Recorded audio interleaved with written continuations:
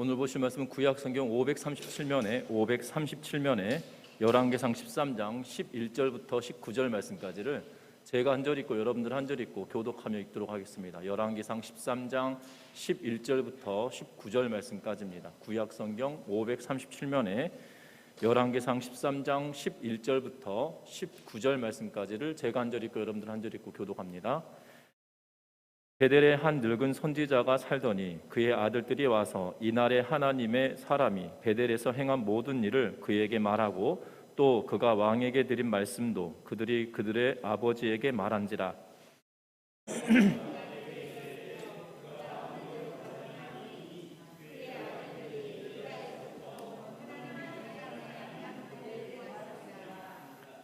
그가 그의 아들들에게 이르되 나를 위하여 나귀의 안장을 지으라. 그들이 나귀의 안장을 지으니 그가 타고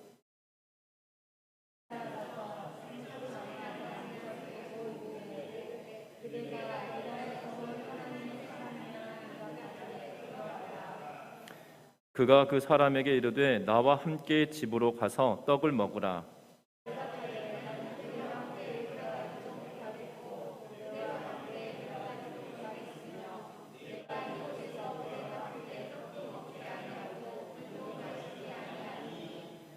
이는 여호와의 말씀이 내게 이르시기를 내가 거기서 떡도 먹지 말고 물도 마시지 말며 또 내가 오던 길로 되돌아가지도 말라 하셨음이로다.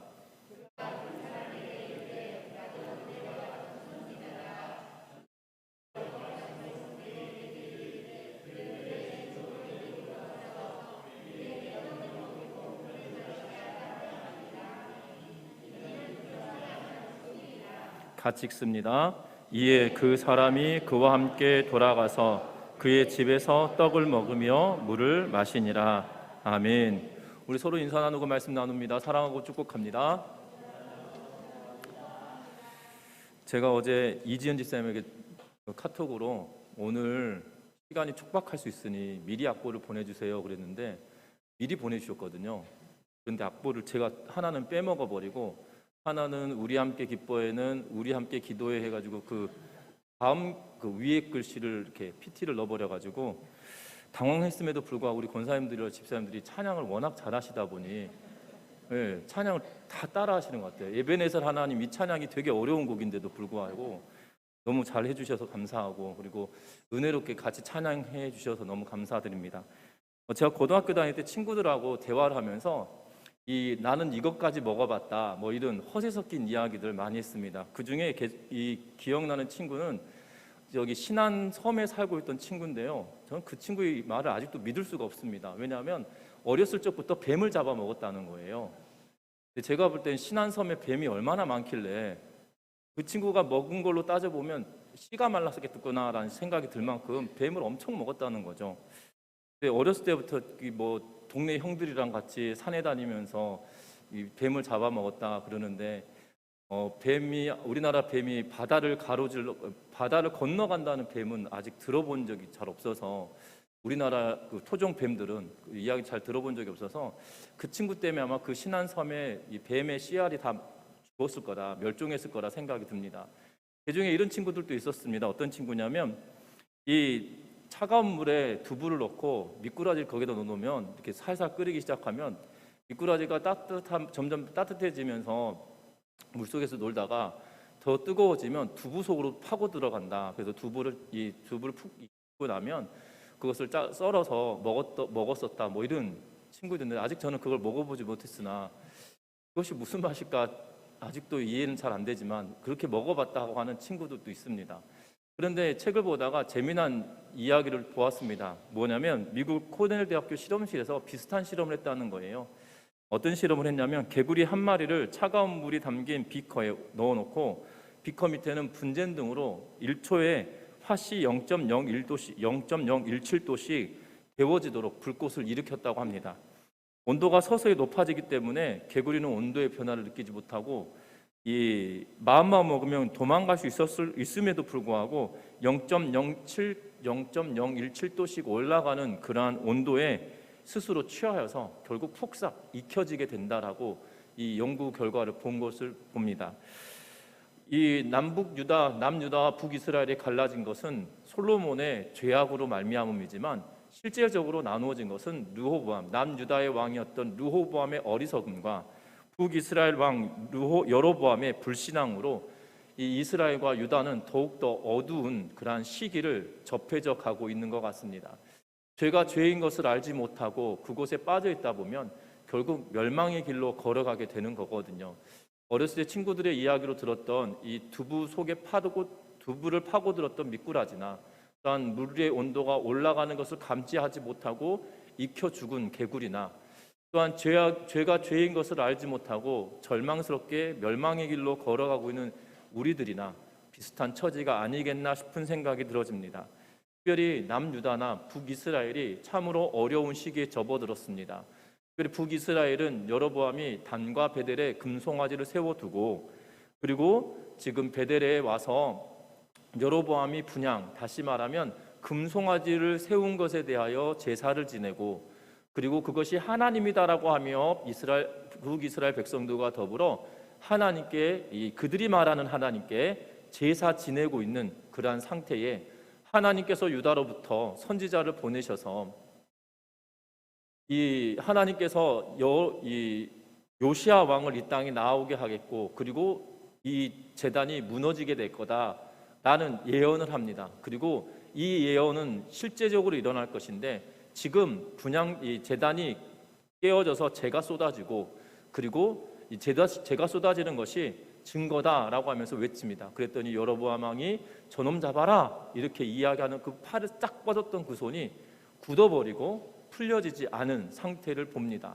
그리고 여로보암이 선지자에게 하나님께 기도해달라고 해서 그 팔이 회복되어져서 하나님의 말씀을 증거하고 돌아가고 있는 길에 오늘 본문에 보면 이 늙은 선지자, 베델에 있는 늙은 선지자를 만나게 되어지고 그가 유다로부터 왔던 선지자를 속여서 음식을 먹게 하고 있는 그러한 내용이 오늘 본문의 내용입니다.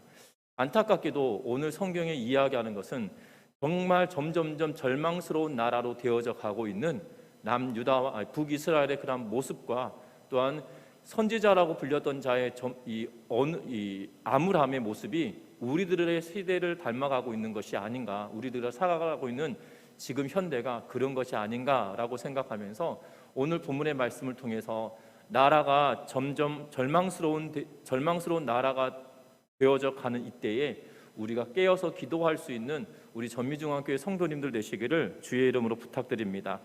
오늘 성경 말씀 11절 말씀 같이 한번 읽어보겠습니다. 11절 말씀입니다. 베델에 한 늙은 선지자가 살더니 그의 아들들이 와서 이날에 하나님의 사람이 베델에서 행한 모든 일을 그에게 말하고 또 그가 왕에게 드린 말씀도 그들이 그들의 아버지에게 말한지라. 아멘. 베델에 한 늙은 선지자가 있다라고 이야기합니다. 그리고 그의 아들들이 그의 아버지에게 하나님의 사람이 베델에 와서 행하였던 모든 일들을 이야기합니다. 그 모든 일들을 이야기하고 왕이 그에게 한 말도 또한 그가 왕에게 했던 이야기들도 다 아버지에게 고하고 있는 것을 보게 됩니다. 중요한 것은 오늘 그 아들들이 그 아버지에게 왜 이런 이야기를 했을까라는 것이에요. 또한 그 아버지의 반응도 굉장히 독특합니다. 12절과 13절 말씀 같이 한번 읽어봅니다. 그들의 아버지가 그들에게 이르되 그가 어느 길로 가더냐 하니 그의 아들들이 유다에서부터 온 하나님의 사람의 간 길을 보았습니다. 그가 그의 아들들에게 이르되 나를 위하여 나귀의 안장을 지으라. 그들이 나귀의 안장을 지으니 그가 타고. 아멘. 14절 상반절을 보면 하나님의 사람을 뒤따라가서 라고까지 이야기하고 있는 걸 보게 됩니다. 오늘 본문의 내용을 살펴보면 이 늙은 선지자의 아들들이 아버지에게 고하는 거예요. 유다에서 선지자가 왔는데 이러이러했습니다. 그런데 왕이 이런 일이 있었고 왕이 선지자에게 이렇게 말했더니 선지자는 이렇게 말하고 돌아갔습니다 라고 이야기하고 있는 것을 보게 됩니다. 그 아들들이 아버지에게 이야기하는 그 일이 아들들은 어떠한 의도를 가지고 있었는지 어떠한 의도를 가지고 말을 했는지 모르겠으나 중요한 것은 이 말을 들었던 늙은 선지자였던 그 아버지의 반응이에요. 이 아버지가 굉장히 격양된 것처럼 느껴집니다. 어떻게 보면 아들들의 말이 당신도 선지자인데 왜 당신은 이런 일이 없습니까? 라고 들렸던 것 같아요. 지금 어떻게 보면 아들들의 말이 아버지를 그 선지자와 남유다로부터 왔던 선지자와 아버지도 선지자라고 말하면서 왜 그 남유다와 같은 선지자의 일들은 일어나지 않습니까? 라는 이야기에 비교당한 것 같고, 그래서 그가 마음에 품는 그러한 생각이 우리가 생각하는 것처럼 이 뭐라고 그래야 되죠? 화가 나고 그리고 질투가 나고 이러한 모습처럼 비춰지고 있다는 겁니다. 여러분들, 무기력한 아비에 대한 완곡한 질타처럼 느껴졌던 그 상황에, 그래서 그 아비가 아들들에게 말합니다. 그 선지자 어디로 갔냐? 라고 물어보고, 성경은 분명히 왔던 길로 그 길로 돌아가지 말고 다른 길로 가라고 했는데 이 아들들이 그 선지자가 갔던 길을 보았다라고 이야기하면서 아버지에게 나귀의 안장을 지우고 그 선지자가 갔던 길을 뒤따라가게 만들고 있는 그러한 모습을 보게 된다는 겁니다. 여러분들, 현대를 살아가는 우리들의 세태가 바로 이러한 시대인 것 같습니다. 서로 질투하고 시기하는 그러한 모습이 우리들에게도 너무나도 많은 그러한 상태에 이르렀습니다. 사회 전반적으로 그런 것 같습니다. 이 누가 잘 되어지는 것, 그리고 누가 어떻게 되어지는 것, 이런 것에 대한 관심이 더 많고, 누가 더 많은 부를 누렸냐, 누가 더 많은 이 지위를 얻게 되었냐, 이것에 관심을 갖고 더 열심을 내는 것 같습니다. 얼마 전에 이 뭐 정치도 마찬가지죠. 야당이건 여당이건, 예전에 여당이었던 분들이건 야당이었던 분들이건 간에 서로 간에 이 무엇인가 얻기 위하여 획득하기 위해서 여러 가지 방식과 방법으로 정말 우리가 평범한 사람들은 생각할 수 없는 방법들로 일들을 꾸며가는 것을 보게 됩니다. 그건 비단 현실 정치에는 일어나지 못할 수 있겠지만 드라마를 통해서나 보면, 아니면 영화를 통해서 보면 정말 정치하는 사람 저렇게 하는 거 아니야? 라고 생각할 만큼 정말 어떨 때는 비열하게, 어떨 때는 정말 치밀하게, 어떨 때는 계획적이고, 어떻게 보면 고의적으로 상대편을 넘어뜨리려고 온갖 수단을 쓰는 그러한 모습을 영화나 드라마를 통해서 우리가 보게 되어진다는 거죠. 분명한 것은, 참으로 안타까운 것은 그 모습이 현대를 살아가는 사람들에게 만연합니다. 제가 설교 준비를 하면서 간혹 다른 분들의 설교를 들으려고 유튜브를 들어가 보면 광고가 하나 딱 떠요. 그 광고 중에 아직도 머릿속에 기억나는 문구가 이겁니다. 이 대한민국 땅에서 돈을 벌지 못하면 그건 죄다라고 설명하면서 자기의 강의를 들으면 가난하였던 사람이 부자가 되어진다라고 하면서, 이 광고예요. 유튜브 광고인데 그런 이야기를 합니다. 우리 한국 사회에서 돈을 못 벌면 그건 죄다, 뭐 이러면서. 나는 태어났을 때 부모님이 이혼을 하여서 나는 한계동의 반지하 주택에 살고, 4세대 주택 중에 반지하에 살고 있었지만 지금은 부모님이 물려줬던 빚을 다 청산하고 나는 어느 정도의 재력을 가지게 되었다. 이게 광고예요. 이게 사람들에게 먹히니까 이런 광고를 하지 않겠나 싶습니다. 광고라고 하는 것이 사람들에게 안 먹히면 그런 광고가 없어지고 사멸할 텐데, 이 비슷한 광고가 더 늘어나는 걸 보면 희한하다는 것이지요. 현대는 사람들에게 더 부자가 될 수 있는 방법, 더 물질을 추구할 수 있는 그러한 방법들을 이야기하면서 사람들을 현혹합니다. 내가 이만큼 했으니 당신도 이만큼 할 수 있습니다 라는 시기심을 유발하고 질투심을 유발하여서 그들이 장사하는 그러한 모습들을 보게 된다는 거죠. 분명한 것은 과거 이스라엘 시대나 지금이나 비슷한 시대가 되었다는 겁니다. 교회 공동체 안에도 이러한 것들을 보게 됩니다. 제가 이 15년 전만 하더라도, 15년 전에 교회 사역을 할 때만 하더라도 교회에 참으로 은혜스러운 이야기들이 참 많았습니다. 어떤 이야기들 많았냐면, 권사님들이 구역 예배를 드리면서 서로 눈물을 흘려 기도 제목을 나누거든요. 우리 남편이 오늘 예수 믿었으면 좋겠는데 오늘 또 집에 들어와 술 먹고 와가지고 집을 난장판 피웠다. 뭐 그런 이야기를 하면서 눈물로 기도 제목을 나누고, 사실 그게 어떻게 보면 나에게 부끄러운 이야기일 수도 있는데도 불구하고 그런 기도 제목을 나누고 성도들이 같이 눈물로 같이 그렇게 열심히 기도하였던 그러한 것을 기억하거든요. 그런데 어느 순간 15년이 지나고 난 현대의 이 모임들, 권사님들이나 집사님들 모임에 들어가면 어디 땅이 엄청 올랐대. 그 땅 샀어야 되는데, 그때 기회 있었는데 샀어야지, 뭐 이러면서 이런 이야기가 교회 안에 만연하고 있는 것을 보게 되어져요. 하나님이 나에게 어떻게 행하셨는지, 하나님이 지금 나에게 무엇을 기뻐하시는지, 그리고 내가 하나님께서 주신 사명을 위하여서 내가 어떻게 살아야 되겠는지, 이러한 것은 관심이 없고요. 내가 어떻게 해야 더 부유하게 되어지고, 어떻게 해야 곤모술을 써서 어떻게 내가 부를 취할 수 있을 것인지, 그런 이야기가 만연하는 그러한 시대가 교회 공동체 안에도 들어와 있다는 거죠. 저와 여러분들 마찬가지입니다. 현대는 무엇인가 시기하게 만들고 질투하게 만들고 그것이 동력이 되게 만들고 그것으로 인하여서 내가 무엇인가 파괴하려고 하는 그러한 일들이 우리 안에 벌어지게 되어지는 그러한 모습을 보게 된다는 겁니다. 오늘 여러분 베델의 늙은 선지자, 어떻게 보면 연륜 있는 그러한 사람일 것입니다. 그러면 하나님께서 그러한 일들을 행했다고 한다면 지금 시기 질투할 문제가 아니라 어떻게 해야 될 것 같으시나요?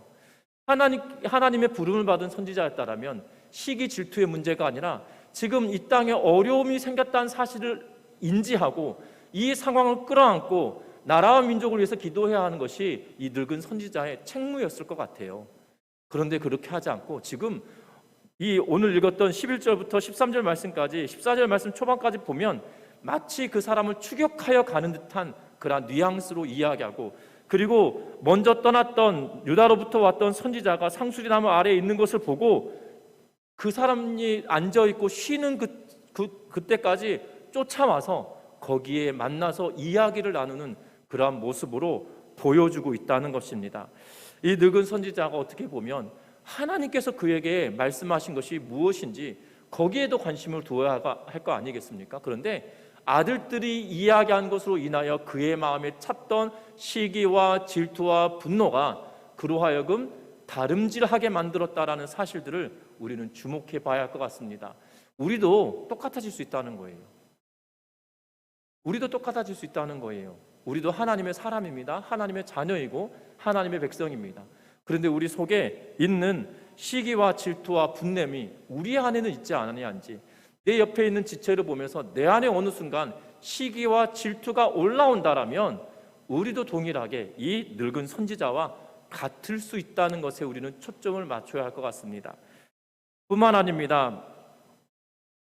그가 하나님의 사람을 만나려는 것은 하나님의 말씀을 사실인지 아닌지 확인하고 싶어서라기보다도, 하나님의 말씀이 진짜인가 가짜인가 확인하고 싶어서라기보다도 뭔가 다른 이유가 있는 듯한 모습으로 비춰지고 있다는 것이지요.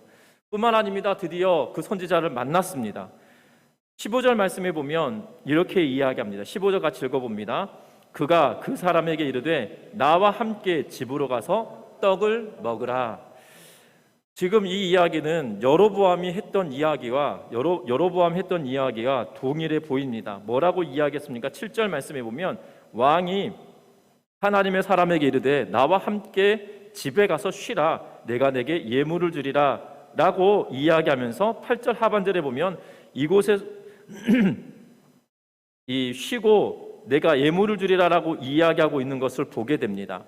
분명한 것은 8절에 이 여호와의 사람이, 하나님의 사람이 왕에게 뭐라고 이야기하냐면 왕의 집 절반을 내게 준다 해도 왕과 함께 들어가지도 않고 떡도 먹지 않고 물도 마시지 않겠다 라고 이야기하고 있는 거 봐서는 왕이 그에게 말하는 것은 가서 쉬자라고 이야기 안 하면은 떡을 주겠다, 마실 물을 주겠다 이런 의미가 포함된 걸로 보여지죠. 그래서 내가 떡도 먹지 않고 물도 마시지 않겠다, 내가 하나님께서 그렇게 명령하지 않았다 라고 하면서 돌이켰던 그 이야기와 똑같이 초청하고 있다는 거예요. 나와 함께 집으로 가자, 그리고 떡을 먹자라고 지금 이야기하고 있는 것을 보게 됩니다.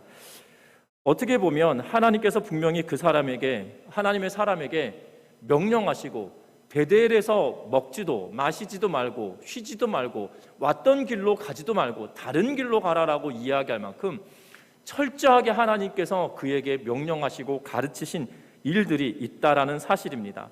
그래서 베델의 늙은 선지자가 이렇게 초대했습니다. 여로보암처럼 집으로 가자, 떡을 먹으라 라고 이야기했음에도 불구하고 이 여호와의 사람이 똑같이, 하나님의 사람이 여로보암에게 했던 말처럼 똑같이 거절합니다. 16절과 17절 말씀에 보면 대답하되 나는 그대와 함께 들어가지도 못하겠고 그대와 함께 들어가지도 못하겠으며 내가 이곳에서 그대와 함께 떡도 먹지 아니하고 물도 마시지 아니하리니 이는 여호와의 말씀이 내게 이르시기를 내가 거기서 떡도 먹지 말고 물도 마시지 말며 또 내가 오던 길로 되돌아가지도 말라 하셨음이로다 라고 하면서 거절하고 있는 모습을 보게 됩니다. 여러분들, 여로보암에게 거절했던 말로 동일하게 지금 이 늙은 선지자에게 말하고 있다는 거예요. 늙은 선지자가 초청을 했습니다. 그런데 그것을 거절하고 있는 그런 모습을 보게 된다는 겁니다. 분명한 것은 현대를 살아가는 우리들에게도 마찬가지로 우리가 말씀을 붙들고 신앙생활할 때 우리에게 여러 가지 시험의 문제가 닥쳐온다는 거예요. 생각하지 못했던 곳에 쑥쑥 들어오면서 시험이 다가오는 것을 보게 됩니다. 교회 공동체 안에 어려움이 있을 때도 있고요. 때로는 내 개인적인 어려움이 있을 수도 있고요. 여러분들이 삶을 살아가는 그 순간순간에 정말 시험 아닌 시험들이 우리에게 오게 된다는 거죠. 분명한 것은 그 시험 속에서도 넉넉하게 이기는 은혜가 있으시기를 주의 이름으로 부탁드립니다. 우리가 아마 예배를 드리고 집에 돌아가면 또한 우리를 분노케 하는 일들이 종종 있을 수 있어요. 그 시험에서도 이겨내는 은혜가 있으시기를 주의 이름으로 부탁드립니다.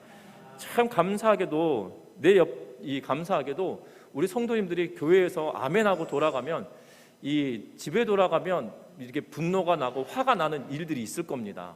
그거는 내가 그만큼 은혜를 받았더니 그만큼 악한 영이 역사한다 생각하시면 될 것 같아요. 그때 동일하게 분노로 하여서 누렸던 경험, 은혜를 다 털어버리는 것이 아니라 순종하고 아멘하면서 그것을 이겨내는 은혜가 있으시기를 주의 이름으로 부탁합니다. 분명한 것은 오늘 이 선지자가 동일하게 하나님의 사람이 동일하게 지금 여로보암이 했던 말, 여로보암의 호의를 거절하고 이 늙은 선지자의 말도 거절하고 있다는 거죠. 그런데 오늘 본문 자체는 우리가 읽었던 19절 말씀 보면 이에 그 사람이 그와 함께 돌아가서 그의 집에서 떡을 먹으며 물을 마시니라 라고 말합니다. 하나님께서 말씀하셨다라고 강력하게 이야기하며 거절했지만 결국 어떻게 됐다는 거예요? 거짓에 속아 넘어가 버린 그런 모습을 보게 됩니다. 이 늙은 선지자의 말에 속아 넘어갔던 이유가 무엇입니까? 이 18절 말씀에 보면 이렇게 이야기합니다. 같이 읽습니다. 18절 말씀입니다. 그가 그 사람에게 이르되 나도 그대와 같은 선지자라 천사가 여호와의 말씀으로 내게 이르기를 그를 내 집으로 데리고 돌아가서 그에게 떡을 먹이고 물을 마시게 하라 하였느니라 하니 이는 그 사람을 속임이라. 아멘. 지금 무엇하고 있는 겁니까? 여호와의 말씀이 이래 했다라고 했더니 나 하나님의 사람이다. 나도 하나님의 사람이다. 내가 있는데 하나님의 천사가 와서 나한테 말씀하셨다. 너 데려다가 먹을 거 주고 마실 거 주고 그래서 너를 쉬게 해라고 말씀하셨다라는 거예요. 그랬더니 이 사람이 돌아가서 그의 집에서 머무르고 떡을 먹고 물을 마시고 있는 그러한 상황에 놓여져 있는 것을 보게 됩니다. 분명한 것은 두 번이나 하나님의 사람이 여로보암에게도 이야기하고 그리고 하나님의 사람이라고 말하는 이 늙은 선지자에게도 동일하게 두 번이나 말하였음에도 불구하고 이 늙은 선지자의 말에는 두 가지 의문점이 있어요. 하나는 자신도 당신과 같은 선지자다. 나도 당신과 같은 하나님의 사람이다 라고 이야기했다는 겁니다. 그런데 우린 여러분들 기억해야 할 것 같습니다. 뭘 기억해야하면 베델의 선지자도 당시의 사회에서는 선지자처럼 여겨졌을 테지만 지금 하나님께서 예언하라고 말씀하시고 하나님의 뜻이 있었다라면 그리고 그가 하나님의 사람이었다라면 뭘 해야 되는 거예요? 단과 베델에 금송아지를 세워두고 지금 단에서 여로보암이 와서 지금 마치 기공식 하듯이 분향, 제사를 지내는 그러한 일을 벌이고 있어요. 그러면 하나님의 사람이라면 뭐 해야 될 것 같습니까? 뭘 해야 했었을 것 같으십니까? 하나님의 선지자다, 천사의 말을 듣는 그러한 사람이에요. 그럼 어떻게 해야 되는 거예요? 지금 여호와의 사람처럼 와서 이 쟁의를 해야 될 거 아니겠습니까? 머리에 띠를 두르고 손을 흔들면서 투쟁 이런 것보다도 하나님이 이걸 원하지 않는다라고 외쳐야 될 거 아니겠습니까? 지금 그가 뭐 했는 거예요? 아들들이 와서 말할 때까지 어디에 있는 거예요? 자기 집에 있었던 거거든요. 하나님의 사람이라고 이야기하면서도 하나님의 뜻을 분별하지 못하는 일들이 그 가운데 있다는 거죠. 지금 아들들이 아버지에게 와서 이런 일을 고하고 아버지를 부추기는 이유는 당신도 하나님의 사람이라며 라고 말하는 거예요. 하나님의 사람이 와서 이런 이야기를 했는데 왜 당신은 여기 있습니까? 라고 지금 질책하였던 것이거든요. 분명한 것은 베델의 선지자라고 말하였던 이 사람, 내가 하나님의 사람이다라고 이야기하고 천사의 말을 듣는다라고 이야기했다라면 분명한 것은 하나님의 뜻이 어디에 있는지 분별하여서 베델에서 여로보암이 분향하는 것에 대하여 항의를 하고 이것이 하나님의 뜻이 아니다라고 이야기를 하며 그것이 죽음을 감수해야 될 일이었다 할지라도 그가 연륜 있는 선지자였기 때문에 그곳에 서 있어야 하는 것이 마땅한 일이었던 거예요. 마땅한 일이었던 거예요. 그런데 그렇지 않았던 거죠. 또 하나가 있습니다. 베델의 선지자는 여호와의 말씀을 천사에게 받았다고 이야기합니다. 그런데 천사에게서 하나님의 말씀을 직접 받았다고 하면서 자신의 말이 지금 네 말보다 더 권위 있다라고 여기고 있는 거죠. 지금 네가 하는 그 말, 하나님의 명령 받았다며 나는 천사의 말 받았어 라고 하면서 지금 이야기를 하라고 하는 거죠. 이 늙은 선지자의 말은 우리는 잘 생각해 봐야 됩니다. 본체이신 분의 그러니까 그 말의 명령의 주체자이신 분과 그 명령을 전달자가 누가 더 권위가 있는 거예요?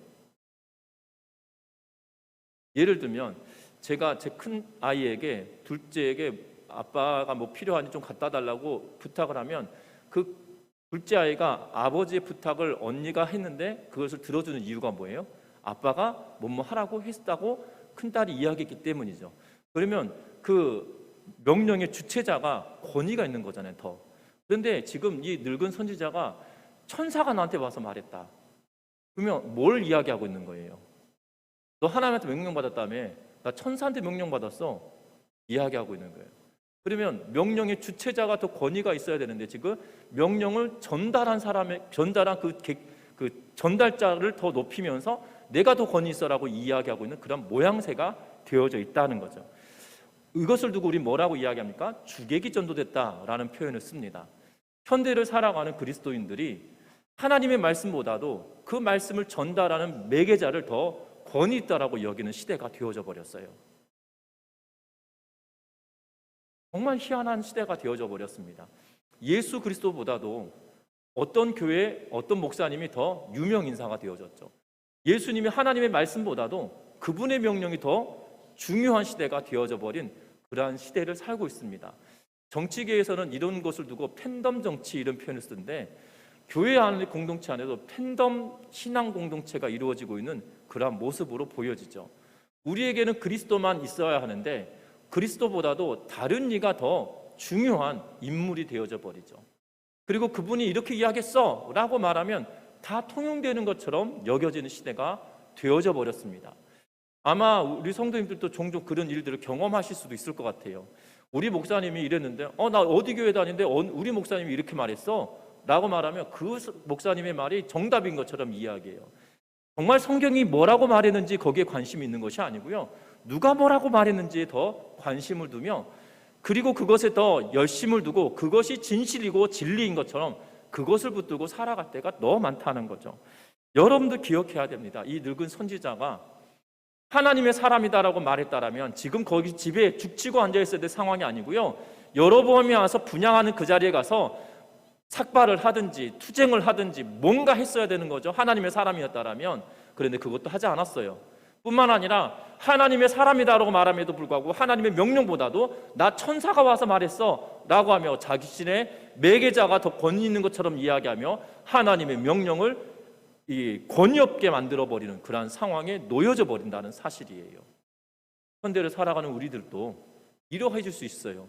이것이 더 짙어진다라면 우리 공동체도, 아니 대한민국이라고 하는 이 국가 공동체가 더욱더 절망스러워진 나라로 되어져 갈 가능성이 더 크다는 사실이죠. 저와 여러분들 기억하셨으면 합니다. 이러한 세태에 깨어 있어야 된다는 거예요.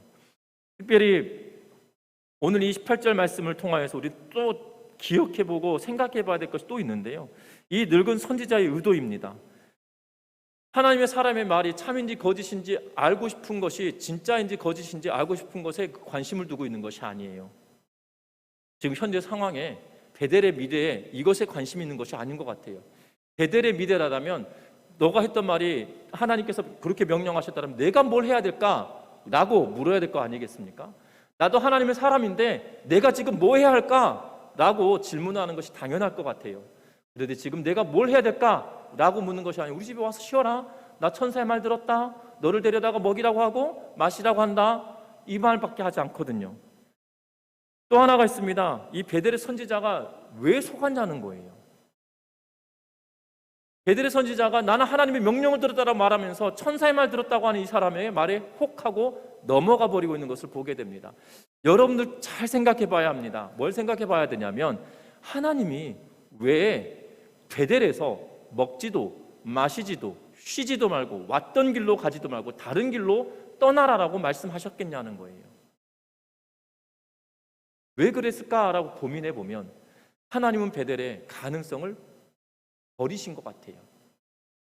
지금 하나님의 명령을 이 땅에 전하는데 그곳에 하나님의 사람이 있기 때문에 그들을 세워라라고 말씀하지 않아요.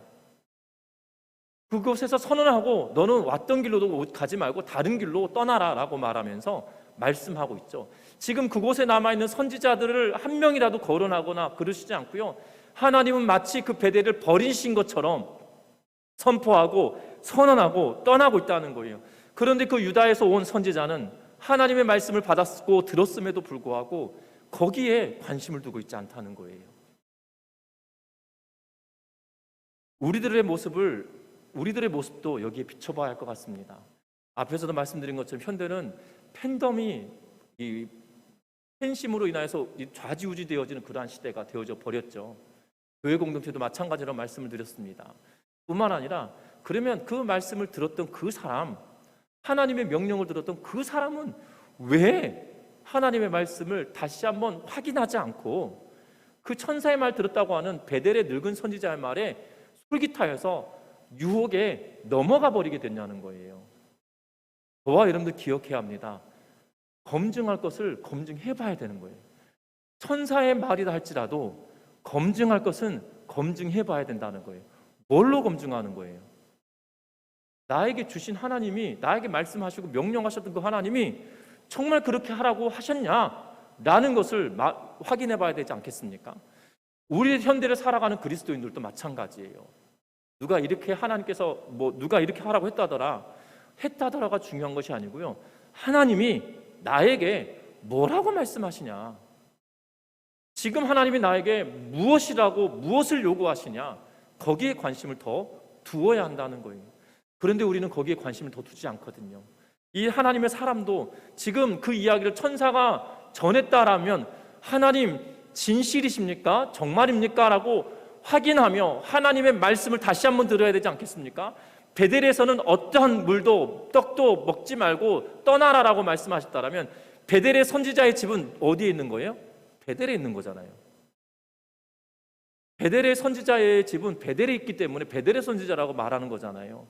그러면 하나님의 명령은 그 지역을 떠나라라고 이야기하고 있는 것이잖아요. 그 지역에서는 어떠한 것도 먹지 말고 어떠한 것도 마시지 말라고 말씀하신 거잖아요. 그러면 확인해 봐야죠. 그런데 그런 작업이 없어요. 그냥 속이는 대로 속임을 당했어요. 현대 살아가는 우리 성도 여러분들, 누가 이렇게 이야기할 때가 있어 그것이 하나님 말씀인가 보다. 그것이 아니고요. 하나님이 나에게 어떤 말씀을 하시는지, 정말 그것이 그 말씀이 나에게 주신 말씀인지 확인하며 살아갈 수 있는 믿음의 성도님들 되시기를 주의 이름으로 부탁드립니다. 하나님의 말씀을 확인하십시오 그러면 우리는 갑자기 고민해지죠. 하나님의 음성 들어본 적이 없는데, 내가 기도해도 하나님의 음성이 막 우레와 같은 소리가 나에게 들린 적이 없는데 어떻게 하나님의 음성을 분별해? 라고 말씀하실 분도 있으실 거예요. 여러분들 기억할 것은 하나님은 나에게 필요한 말씀을 다 써놓으셨어요. 나에게 필요한 하나님의 말씀을 싹 써놓으셨어요. 그런데 그 하나님의 말씀이 우리에게 내가 그것을 관심을 가지고 들여다보고 익히고 읽고 하고 있는지 우리가 거기에 관심을 두어야 한다는 겁니다. 저와 여러분들 정말 하나님의 사람으로 삶을 살고 있다라면, 믿음의 길을 걸어가고 있다라면 하나님의 말씀이 내 삶에 어떠한 가치가 있는지 날마다 확인하면서 하나님의 뜻을 분별하며 살아가는 은혜가 있으시기를 주의 이름으로 부탁드립니다. 그런데 안타까운 것은 지금 이 성경이 쓰여지고 있는 그 시대나 지금 현대를 살아가고 있는 우리의 시대나 성도들이 하나님의 말씀에 귀를 기울이려 하지 않아요. 그냥 어떤 목사님이 그런 말씀 하셨어. 그리고 그분들이 하는 이야기에 전심으로 다 뛰어 들어갑니다. 하나님의 뜻을 분별하고 하나님 말씀이 어디 있는지 관심 두지 않아요.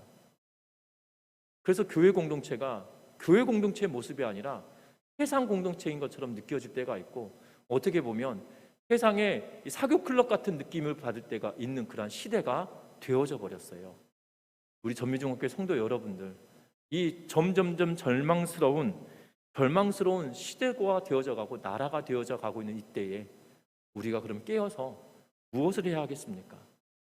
우리가 기억할 것은 하나님, 우리를 향하신 하나님의 뜻이 무엇입니까? 우리를 통하여서 하나님 이 민족에 무엇 하길 원하십니까?